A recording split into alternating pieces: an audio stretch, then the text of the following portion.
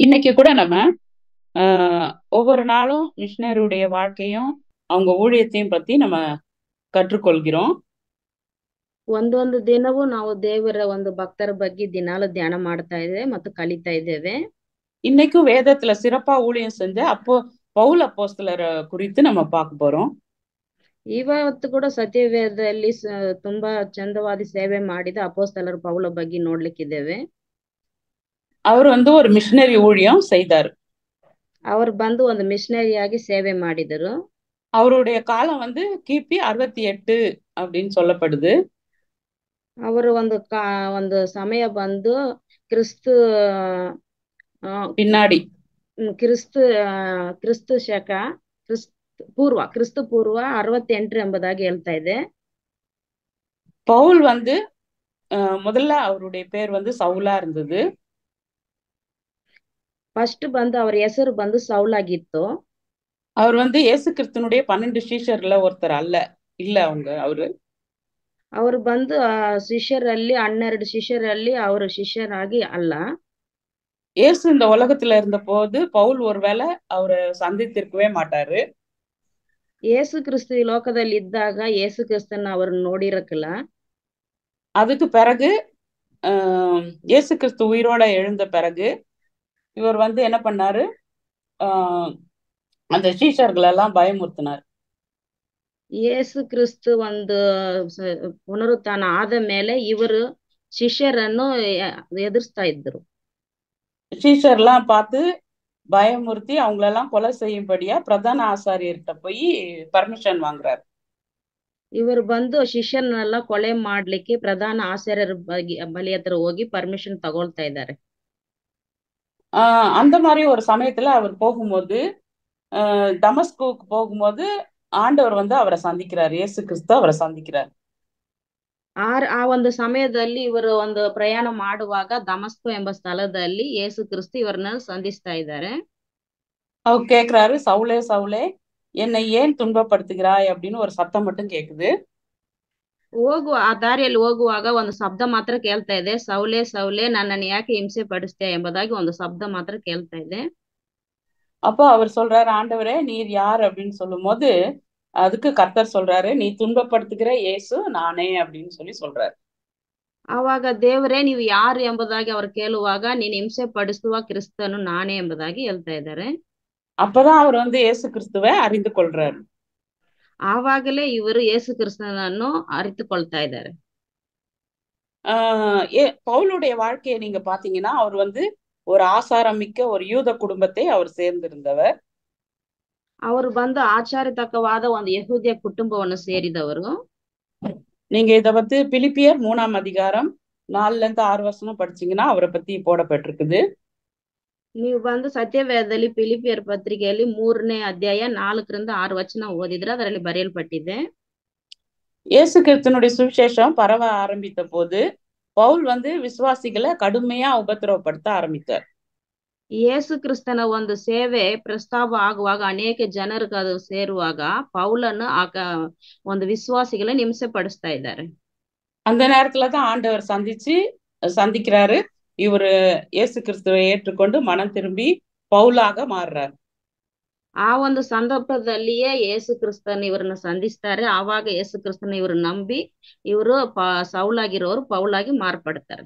உயிர் தெழுந்து ஜீவிக்கிற கர்த்தராகிய இயேசு கிறிஸ்துவை அவர் சந்தித்து மனம் திரும்பி விசுவாசியா அவர் மாறுறார். ಪುನರುತ್ಥಾನ ಆಗಿರುವ ಯೇಸು ಕ್ರಿಸ್ತನನ್ನ ಅವರು ಸಂಧಿಸಿ ಅವರು ರಕ್ಷಣೆಯ ಮಾರ್ಗದಲ್ಲಿ ನಡೀತಾರೆ.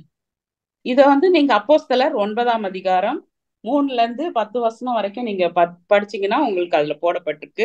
நீங்க படிச்சு பாருங்க. ಇದು ಅಪೋಸ್ತಲರ ಕೃತ್ಯಗಳು 9ನೇ ಅಧ್ಯಾಯ 3ರಿಂದ 10 ವಚನ ವರೆಗೆ ಇದರಲ್ಲಿ ಬರೆಯಲ್ಪಟ್ಟಿದೆ. அவருடைய சாட்சி அதுல போடப்பட்டிருக்கு. ಅವರ ಒಂದು ಸಾಕ್ಷಿಯ ಜೀವಿತ ಇದರಲ್ಲಿ ಬರೆಯಲ್ಪಟ್ಟಿದೆ. அப்புறம் ஆண்டவர் என்ன பண்றாரு, பவுல ஒரு அப்போஸ்தலனாக நியமிக்கிறார். ಆಮೇಲೆ ದೇವರು ಪೌಲನ್ನು ಅಪೋಸ್ತಲನಾಗಿ ನೇಮಿಸ್ತಾ ಇದ್ದಾರೆ. பவுல் முக்கியமா யாருக்காக அவர் ஊழியம் செய்தார் அப்படின்னு பாத்தீங்கன்னா யூதர்கள் அல்லாத புறஜாதிகளுக்கு அவர் சுவிசேஷத்தை பிரசங்கிக்கிறார். ಪೌಲ ಬಂದು ಯಾರಿಗೆ ಸುವಾರ್ತೆ ಸಾರಿದರು ಎಂಬುದಾಗಿ ನೋಡುವಾಗ ಯಹೂದ್ಯರು ಅಲ್ಲದ ಅನ್ಯ ಜನರಿಗೆ ಅವರು ಸುವಾರ್ತೆಯನ್ನು ಸಾರಿದರು.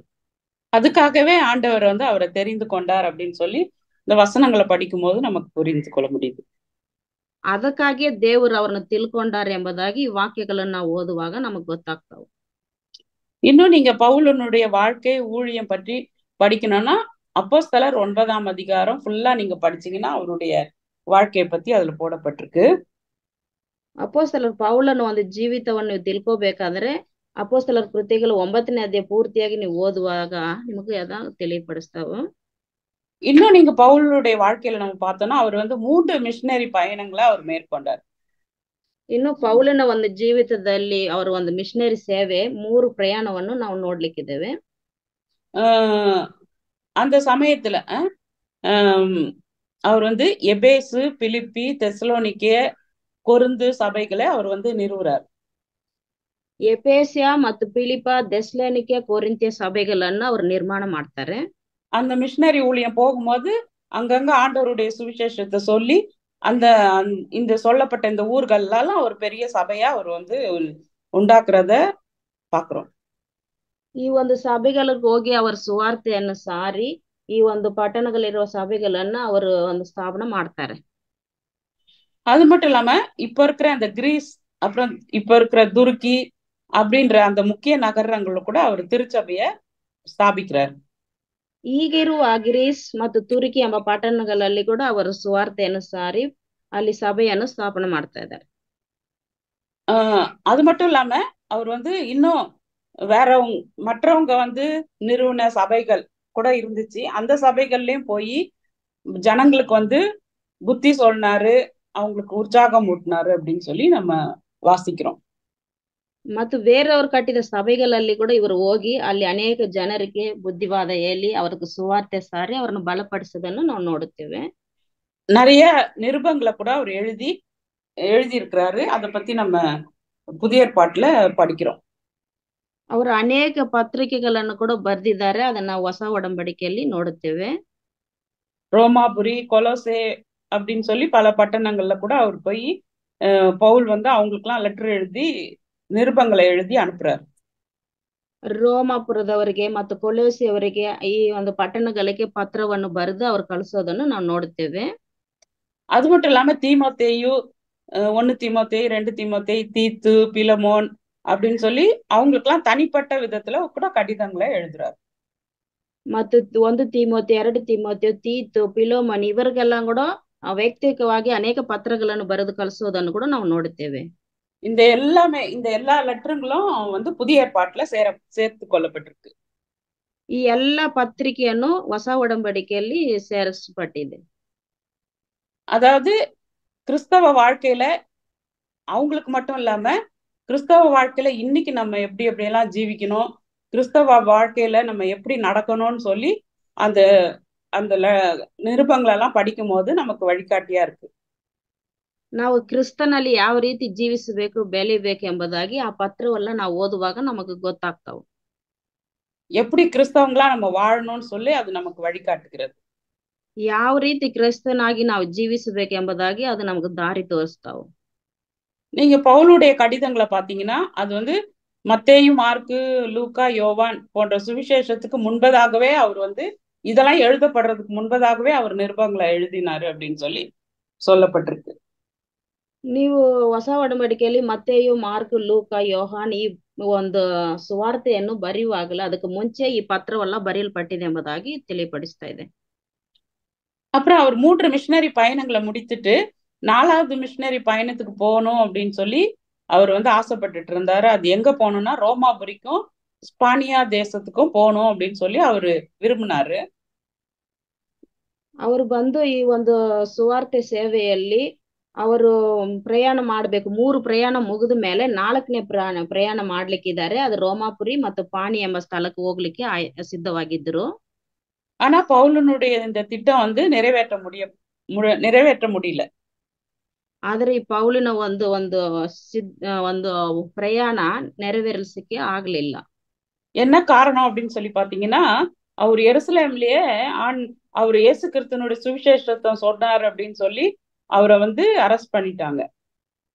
ಅವ್ರು ಬಂದು ಯೆರೂಸಲೇಮಲ್ಲಿ ಇದ್ದಾಗಲೇ ಅವರು ಯೇಸು ಕ್ರಿಸ್ತನ ಸುವಾರ್ತೆ ಸಾರ್ತಾ ಇದ್ದಾರೆ ಎಂಬುದಾಗಿ ಗೊತ್ತಾಗಿ ಅವರನ್ನು ಬಂಧಿಸಲ್ಪಟ್ಟಿದ್ರು. 2 வருஷம் அவர் ஜெயில்ல இருந்தாருன்னு சொல்லப்படுது. 2 ವರ್ಷ ಅವರು ಸೆರೆಮನೆಯಲ್ಲಿ ಇದ್ದರು ಎಂಬುದಾಗಿ ಹೇಳಲ್ಪಡ್ತಾ ಇದೆ. திரும்பி அவர் வந்து ரோமாபுரிக்கு போய் அங்க 2 வருஷம் வீட்டு காவல்ல இருந்தாரு அப்படின்னு சொல்லப்பட்டிருக்கு. ತಿರುಗಿ ಅವರು 2 ವರ್ಷ ರೋಮಾಪುರದಲ್ಲಿ ಅವರ ಸೆರೆಮನೆಯಲ್ಲಿ ಇದ್ದಿರೆಂಬುದಾಗಿ ನಾವು ನೋಡ್ತಾ ಇದ್ದೇವೆ. அதுக்கு பிறகு பவுலுக்கு என்ன நேர்ந்துச்சுன்னு எந்த குறிப்பும் இல்ல. ಆಮೇಲೆ ಪೌಲಿಗೆ ಏನು ಒಂದು ಸಂಭವಿಸಿದೆ ಎಂಬುದಾಗಿ ಏನು ತಿಳಿಸಲ್ಪಟ್ಟಿಲ್ಲ. ஆனா நிறைய சொல்றாங்க அவர் வந்து ரோம பேரரசனான நீரோ அப்படின்னு சொல்லி அந்த மனுஷனால சுமார் 67ஆம் வருஷம் அவர் கொல்லப்பட்டதாக சொல்றாங்க. ಅಲ್ಲಿ ಇದ್ದ ಸಮಯದಲ್ಲಿ ನೀರೋ ಒಂದು ಚಕ್ರವರ್ತಿಯಿಂದ ಅವರು ಕೊಲ್ಲಲ್ಪಟ್ರು ಎಂಬುದಾಗಿ ಹೇಳಲ್ಪಡ್ತಾ ಇದೆ. இதுல இருந்து நம்ம பவுலுடைய வாழ்க்கை முடியுறத பாக்குறோம். ಇದರಲ್ಲಿ ನಾವು ಪೌಲಿನ ಒಂದು ಜೀವಿತ ಮುಕ್ತಾಯ ಆಗೋದನ್ನು ನೋಡುತ್ತೇವೆ. பவுல் வந்து கிறிஸ்துவுக்காக பல விதங்கள்ல துன்பப்படுத்தப்பட்டார். ಪೌಲು ಬಂದು ಕ್ರಿಸ್ತನಕ್ಕಾಗಿ ಅನೇಕ ಒಂದು ಕಷ್ಟಗಳನ್ನು ಅನುಭವಿಸಿದರೆಂಬುದಾಗಿ ನಾವು ನೋಡ್ತೇವೆ. நீங்க அதை எங்க படிக்கலாம் அப்படின்னு பாத்தீங்கன்னா 2 கொரிந்தியர் 11ஆம் அதிகாரம் 23ல இருந்து 27 வசனம் நீங்க படிச்சு பாத்தீங்கன்னா உங்களுக்கு தெரியும். ನೀವು ವಾಕ್ಯ ಭಾಗ ಓದೋದ್ರಾದ್ರೆ 2 ಕೊರಿಂಥ್ಯ 11ನೇ ಅಧ್ಯಾಯ 23ರಿಂದ 28 9 ವಚನವನ್ನು ನೋಡಿದ್ರೆ ನಿಮ್ಗೆ ಗೊತ್ತಾಗ್ತಾವು. அதுல வந்து பவுல் வந்து எப்படி எப்படியெல்லாம் அவர் கஷ்டப்பட்டாரு அப்படின்னு சொல்லி அந்த வசனத்துங்கள நம்ம படிக்கிறோம். ಪೌಲು ಒಂದು ಯಾವ ರೀತಿಯಾಗಿ ಒಂದು ಕಷ್ಟ ಹಿಂಸೆಯನ್ನು ಅನುಭವಿಸ್ತಾರೆ ಎಂಬುದಾಗಿ ವಾಕ್ಯಗಳಲ್ಲಿ ನಾವು ಓದ್ತೇವೆ. ஆனாலும் அவரு கிறிஸ்துவுக்காக எல்லாவற்றையும் அவர் பொறுமையோட சகித்தார் அப்படின்னு சொல்லியும் பாக்குறோம். ಆದ್ರೆ ಅವರು ಎಲ್ಲವನ್ನು ಕ್ರಿಸ್ತನಕ್ಕಾಗಿ ತುಂಬಾ ತಾಳ್ಮೆಯಿಂದ ಸಹಿಸಿಕೊಂಡ್ರು ಎಂಬುದಾಗಿ ನಾವು ನೋಡುತ್ತೇವೆ. அவர் வந்து 4 தடவை சிறை போயிருக்கிறாரு. ಅವ್ರು ಬಂದು 4 ಸಲ ಸೆರೆಮನೆಗೆ ಹೋಗಿದ್ದಾರೆ. அப்புறம் சவுக்குனால அவர் அடிச்சிருக்கிறாங்க நிறைய தடவை. ಚಾಟಿ ಏಟುಗಳಿಂದ ಒಡಲ್ಪಟ್ಟಿದ್ದಾರೆ. அப்புறம் மரண அவஸ்தையில அவர் இருந்திருக்கிறாரு. ಮರಣ ಅವಸ್ಥೆಯಲ್ಲಿ ಇದ್ದಿದ್ದಾರೆ. பல டைம் வந்து அவரை கல்லெறிஞ்சிருக்கிறாங்க. ಅನೇಕ ಸಮಯಗಳಲ್ಲಿ ಅನೇಕ ಸಲ ಅವ್ರನ್ನ ಕಲ್ಲು ಎಸೆದಿದ್ದಾರೆ ಅವ್ರ ಮೇಲೆ. அப்புறம் கப்பல்ல நிறைய வந்து அந்த நாட்கள்ல கப்பல்ல தான் போக வேண்டி இருந்ததுனால நிறைய கப்பல் சேதத்துல அவர் இருந்திருக்கிறாரு. ಆ ಕಾಲದಲ್ಲಿ ಆ ಒಂದು ಪ್ರಯಾಣ ಒಂದು ನೀರಿನಲ್ಲಿ ಹಡಗಿನಲ್ಲಿ ಪ್ರಯಾಣ ಮಾಡೋದ್ರಿಂದ ಅನೇಕ ಒಂದು ಪ್ರಮಾದ ಆಗಿದೆ ಅವ್ರಿಗೆ ಸಮುದ್ರದಲ್ಲಿ. அப்புறம் நிறைய சொல்றாரு, ஆறுகளால் வந்த மோசம், கள்ளர்களால் வந்த மோசம், சொந்த ஜனங்கள்னால வந்த மோசங்கள், அப்புறம் அந்நிய ஜனத்தினால வந்த மோசங்கள், அப்புறம் வனாந்திரத்துல சமுத்திரத்துல அப்படின்னு சொல்லி நிறைய அந்த 26ஆம் வசனத்துல நீங்க படிச்சீங்கன்னா தெரியும். 26ನೇ ವಚನದಾಗ ನೀವು ನೋಡಿದ್ರೆ ನಿಮ್ಗೆ ಗೊತ್ತಾಗ್ತಾವು ಅನೇಕರಿಂದ ಅವ್ರಿಗೆ ಹಿಂಸೆ ಆಗಿದೆ. ಮನುಷ್ಯರಿಂದ ಅದಾದ್ರು ಅಡವಿಯಲ್ಲಿ ಸಮುದ್ರದಲ್ಲಿ ಸ್ವಂತ ಜನಗಳಿಂದ ಆಮೇಲೆ ಅಡವಿಯಲ್ಲಿ ಈ ತರ ಅನೇಕ ಸ್ಥಳಗಳಲ್ಲಿ ಅವ್ರ ಕಷ್ಟವನ್ನು ಅನುಭವಿಸಿದ್ರು ಎಂಬುದಾಗಿ ಅದ್ರಲ್ಲಿ ಬರೆಯಲ್ಪಟ್ಟಿದೆ.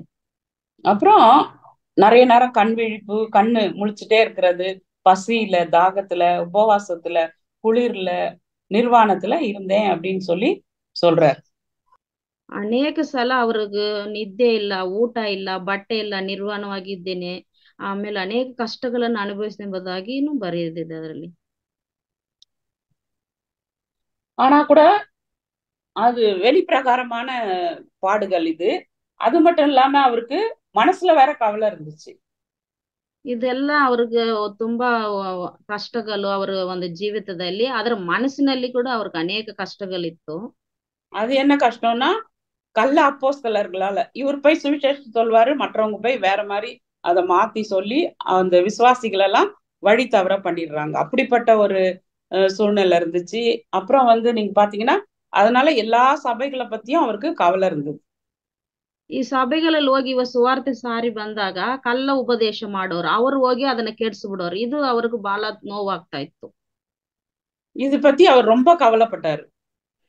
ಇದರ ಕುರಿತಾಗಿ ಅವ್ರು ತುಂಬಾ ಅವ್ರಿಗೆ ಕವಲೆ ಉಂಟಾಯ್ತು, ವ್ಯಸನ ಉಂಟಾಯ್ತು. இந்த நாட்கள்ல கூட நீங்க பாத்தீங்கன்னா அப்படிதான் நடக்கும் இல்லையா?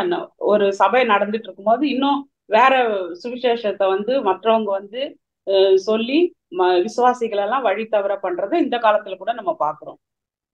ಈಗಿನ ಕಾಲದಲ್ಲಿ ಕೂಡ ಅದು ನಡೀತಾ ಇರ್ತಾವ. ನಾವು ಉಪದೇಶ ಮಾಡ್ತಾ ಇರ್ತೀವಿ, ಸುವಾರ್ತೆ ಸಾರಿ ಇಟ್ಟಿರ್ತೀವಿ, ಅವ್ರು ಬೇರೆ ಒಂದು ಕಳ್ಳ ಉಪದೇಶವನ್ನು ಮಾಡಿ ಆ ವಿಶ್ವಾಸಿಗಳನ್ನು ಕೆಡಿಸೋದನ್ನು ಈ ಕಾಲಗಾನದಲ್ಲಿ ಕೂಡ ನಾವು ನೋಡ್ತಾ ಇರ್ತೀವಿ. அதனால இத பத்தி பவுல் வந்து ரொம்ப கவலைப்படுறாரு. எல்லா காரியங்கள்லயும் அவர் வந்து கவலைப்பட்டு கலங்குறத நம்ம இந்த வசனங்களை படிக்கும் போது நமக்கு புரியுது.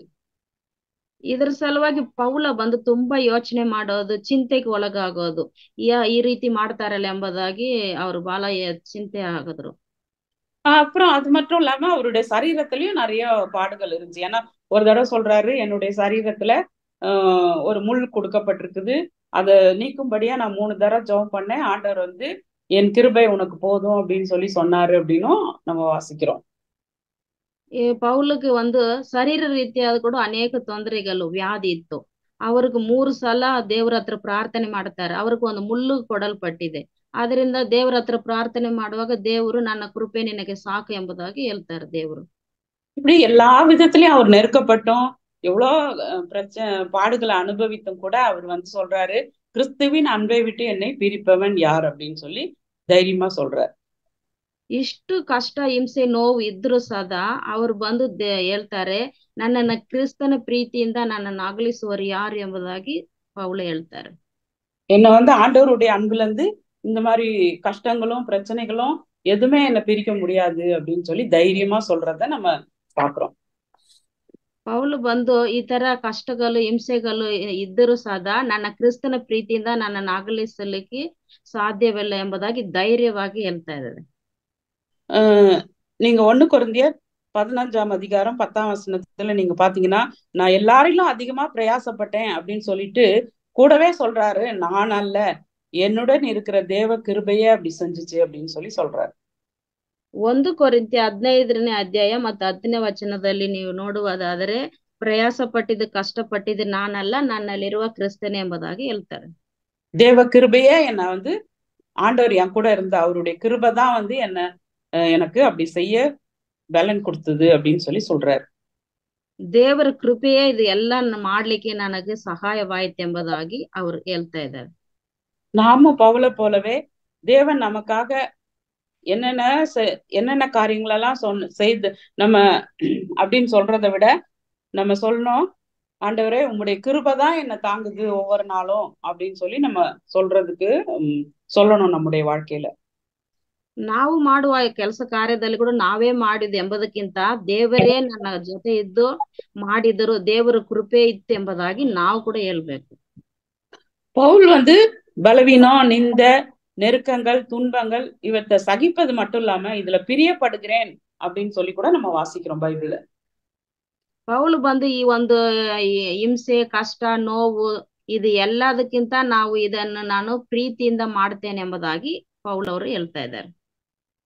கிறிஸ்துவின் நிமித்தமாக பாடுகள் சகித்தா அதுக்கு வந்து ஆண்டவர் வந்து சும்மா விட்டுற மாட்டாரு, அதுக்கேத்த ஒரு பிரதிபலனை ஆண்டவர் நமக்கு கொடுப்பார். ಕ್ರಿಸ್ತಕ್ಕಾಗಿ ನಾವು ಎಲ್ಲಾ ಹಿಂಸೆ ಹೋರಾಟವನ್ನು ನಾವು ತಾಳ್ಕೊಂಡ್ರೆ ಅದಕ್ಕೆ ಪ್ರತಿಫಲವಾಗಿ ದೇವರು ಸುಮ್ನೆ ಬಿಡಲ್ಲ, ಅದಕ್ಕೆ ತಕ್ಕ ಪ್ರತಿಫಲವನ್ನು ನಮಗೆ ಕೊಡ್ತಾರೆ. நீங்க 2 தீமோத்தேயு 4ஆம் அதிகாரம் 2 தீமோத்தேயு 4ஆம் அதிகாரம் அதுல ஒரு வசனம் இருக்கு, முடிவா நம்ம பாக்குறோம். அதாவது பவுலுடைய இறுதி நாட்களை பத்தி அதுல நம்ம படிக்கிறோம். 2 ತಿಮೋಥೆಯ 4ನೇ ಅಧ್ಯಾಯದಾಗ ನಾವು ಪೌಲನ ಒಂದು ಅಂತ್ಯದ ಬಗ್ಗೆ ನಾವು ನೋಡುತ್ತೇವೆ. ಅದರಲ್ಲಿ 7ஆம் வசனம் 8ஆம் வசனம் 7 ಮತ್ತು 8ನೇ ವಚನಗಳಲ್ಲಿ அதுல வந்து அவர் சொல்றாரு, பவுல் வந்து கடைசியா சொல்றாரு, மன நிறைவுடன் தன்னுடைய வாழ்க்கையை அவர் திரும்பி பாக்குறாரு. ಅವರು ತುಂಬಾ ಸಂತೋಷವಾಗಿ ಪೌಲ್ ಅವರು ಹೇಳ್ತಾರೆ, ಮನ ತೃಪ್ತಿಯಾಗಿ ನನ್ನ ಜೀವಿತವನ್ನು ತಿರುಗಿ ನೋಡುತ್ತೇನೆ ಎಂಬುದಾಗಿ. ஆண்டவருக்காக நான் என்னென்னலாம் செய்யணும்னு நினைச்சனோ அந்த பணியெல்லாம் ஆண்டவர் செய்ய எனக்கு உதவி செய்தார் அப்படின்னு சொல்லி சொல்றாரு. ನಾನು ದೇವರಿಗಾಗಿ ಏನೇನು ಮಾಡ್ಬೇಕೆಂಬುದಾಗಿ ಅನ್ಕೊಂಡಿದ್ದನೋ ಅದು ಎಲ್ಲ ದೇವರು ನನ್ನೊಟ್ಟಿಗೆ ಇದು ಮಾಡಿದ್ರು ಎಂಬುದಾಗಿ ಸಂತೋಷವಾಗಿ ಹೇಳ್ತಾ ಇದ್ದಾರೆ. அதான் சொல்றாரு, நல்ல போராட்டத்தை போராடினேன், ஓட்டத்தை முடித்தேன், விசுவாசத்தை காத்துக்கொண்டேன், இது முதல் நீதியின் கிரீடம் எனக்காக வைக்கப்பட்டிருக்கிறது அப்படின்னு சொல்லி சொல்றாரு. ಇದರಿಂದ ಇದು ವಾಕ್ಯಗಳಲ್ಲಿ ನಾವು ಒಳ್ಳೆ ಹೋರಾಟವನ್ನು ಹೋರಾಡಿದ್ದೇನೆ, ಕ್ರಿಸ್ತನಕ್ಕಾಗಿ ನಾನು ಜೀವಿಸಿದ್ದೇನೆ, ಕ್ರಿಸ್ತನ ಒಂದು ಜಯಮಾಲೆಯನ್ನು ಹೊಂದಿಕೊಂಡೆ ಎಂಬುದಾಗಿ ಅವರು ಹೇಳ್ತಾ ಇದ್ದಾರೆ. இதுல அவர் மரண பரியந்தம் ஆண்டவருக்கு உண்மையா இருந்து ஓட்டத்தை முடித்தார் அப்படின்னு சொல்லி பாக்குறோம். ಅವರು ಬಂದು ಒಂದು ಜೀವ ಅಂತ ಇರುವವರೆಗೂ ಅವರ ಮರಣ ಬರೋವರೆಗೂ ಆ ಓಟವನ್ನು ಉತ್ತಮವಾಗಿ ಕೊನೆಗಾಣಿಸಿದರು ಎಂಬುದಾಗಿ ನಾವು ನೋಡುತ್ತೇವೆ. அது மட்டும் இல்லாம விசுவாசத்தை அவர் காத்து கொண்டார். ಅದು ಮಾತ್ರ ಅಲ್ಲದ ವಿಶ್ವಾಸವನ್ನ ಅವರು ಬಂದು ಕಾಪಾಡಿಕೊಂಡರು. அவர் கிறிஸ்துவில வைத்த விசுவாசம் தடுமாறல கொஞ்சம் கூட. ಅವರು ಬಂದು ಕ್ರೈಸ್ತನಲ್ಲಿರುವ ವಿಶ್ವಾಸದಲ್ಲಿ ಸ್ವಲ್ಪನೂ ಅವರು ಹಿಂಜರಿಲಿಲ್ಲ. இயேசு கிறிஸ்து கூட சொன்னாரு, முடிவு பரியந்த நிலை நிற்பவனே ரட்சிக்கப்படுவான் அப்படின்னு சொன்னார். முடிவு வரைக்கும் நம்ம கடைசி வரைக்கும் விசுவாசத்துல உறுதியா இருக்கணும். அவர் மேல வைத்த அன்புல நம்ம உறுதியா இருக்கணும்னு ஆண்டவர் எதிர்பார்க்கிறார். ಯೇಸು ಕ್ರಿಸ್ತನ ಕೂಡ ಇದೇ ರೀತಿ ಅಂತಾರ, ಕೊನೆವರೆಗೆ ಇರುವವನೇ ಒಂದು ಆಶೀರ್ವಾದ ರಕ್ಷಣೆ ಮಾರ್ಗದಲ್ಲಿ ಬರುವನು, ನಂಬಿಕೆಯನ್ನು ಕಾಪಾಡಿಕೊಳ್ಳುವನೆಂಬುದಾಗಿ ಯೇಸು ಕ್ರಿಸ್ತ ಹೇಳ್ತಾರೆ. ಅದರಿಂದ ಪೌಲವರು ಕೂಡ ಅದೇ ರೀತಿ ಇದ್ರು. ಕೊನೆಯವರೆಗೆ ಅವ್ರ ವಿಶ್ವಾಸದಲ್ಲಿ ಸ್ವಲ್ಪನೂ ಹಿಂದಿರುಗಿಲ್ಲ, ದೇವರಲ್ಲಿ ಬಲವಾಗಿ ಉಪಯೋಗಿಸ್ಕೊಂಡ್ರೆ ನಾವು ನೋಡ್ತೇವೆ. பவுல் தைரியமா சொல்றாரு, நான் கடைசி வரைக்கும் நின்னே, ஆண்டவர் எனக்கு நீதியின் கிரீடம் வச்சிருக்கிறாரு. அதே போல இயேசு கிறிஸ்துவாகி அவரை நம்புற உங்க ஒவ்வொருவருக்கும் கூட ஆண்டவர் ஒரு பிரதிபலனை வச்சிருக்கிறாரு. அது நீதியின் கிரீடம் கடைசி நாள்ல ஆண்டவர் தருவார் அப்படின்னு சொல்லி முடிக்கிறார்.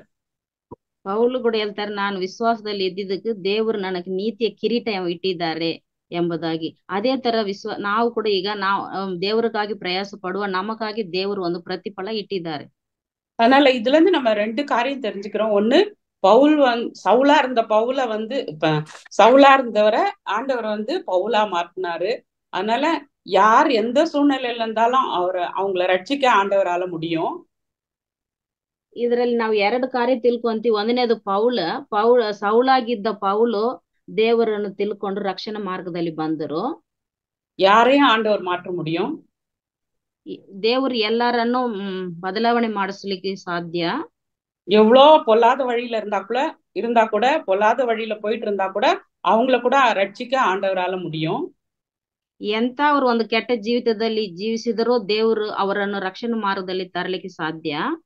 அவங்களுக்காக நம்ம ஆண்டவர்கிட்ட ஜெபம் பண்ணிட்டே இருக்கணும். கர்த்தர் ஏற்ற நேரத்துல அவங்கள ரட்சிப்பாரு. ಅವ್ರಿಗಾಗಿ ನಾವು ಪ್ರಾರ್ಥನೆ ಮಾಡ್ತಾ ಇರ್ಬೇಕು. ದೇವರು ತಕ್ಕ ಸಮಯದಲ್ಲಿ ರಕ್ಷಣಾ ಮಾರ್ಗದಲ್ಲಿ ತರ್ತಾರೆ ಅವರನ್ನು. ரெண்டாவது நம்ம என்ன பாக்குறோம்னா, முடிவு பரியந்தம் அவர்கிட்ட நம்ம உண்மையா இருந்து நம்ம ஜீவிச்சோம்னா கண்டிப்பா அதுக்குரிய பிரதிபலனை ஆண்டவர் நித்தியத்துல நமக்கு தருவாரு அப்படின்னு சொல்லி பாக்குறோம். ನಾವು ದೇವರಿಗಾಗಿ ಕೊನೆಯವರೆಗೆ ನಿಜಾಯಿತಿಯಿಂದ ಇದ್ದರೆ ದೇವರು ನಮಗೆ ಅವರ ರಾಜ್ಯದಲ್ಲಿ ಅದಕ್ಕೆ ತಕ್ಕ ಪ್ರತಿಫಲ ನಮಗೆ ಕೊಡ್ತಾರೆ ಎಂಬುದಾಗಿ. அதனால இந்த பவுலுடைய வாழ்க்கையில இருந்து நம்ம அநேக காரியங்களை கற்றுக்கொண்டோம். இதை நம்ம வாழ்க்கையில கடைபிடிக்கும் போது உண்மையாவே ஆண்டவர் நம்மள கூட பவுல போல ஆண்டவர் உபயோகப்படுத்த முடியும். ஜெபம் பண்ணலாம். ನಾವು ಪೌಲನ ಜೀವಿತದಲ್ಲಿ ಕೂಡ ಅನೇಕ ವಿಷಯಗಳನ್ನು ತಿಳ್ಕೊಂಡಿವೆ. ನಾವು ಸದಾ ದೇವರಲ್ಲಿ ಈ ತರ ಪೌಲರ ರೀತಿಯಲ್ಲಿ ಇದ್ರೆ ದೇವರು ನಮ್ಗೆ ಖಂಡಿತವಾಗಿ ನಮ್ಮನ್ನು ಕೂಡ ಉಪಯೋಗಪಡಿಸ್ಕೊಳ್ತಾರೆ. ನಾವು ಪ್ರಾರ್ಥನೆ ಮಾಡೋಣ. அன்புள்ள ஆண்டவரே, இந்த அருமையான காலை வேளைக்காக உமக்கு நன்றி செலுத்துகிறோம். இம்மட்டுமாக நாங்க பவுலுடைய வாழ்க்கையை குறித்து நாங்க தியானம் பண்ணோம். ஆண்டவரே, பவுலுடைய வாழ்க்கையில ஆண்டவரே சவுலா இருந்த பவுலை நீர் மாற்றி ஆண்டவரே எப்படி வல்லமையாக நீர் எடுத்து இந்த ஊழியத்தின் பாதையிலே நீர் பயன்படுத்தினீரப்பா.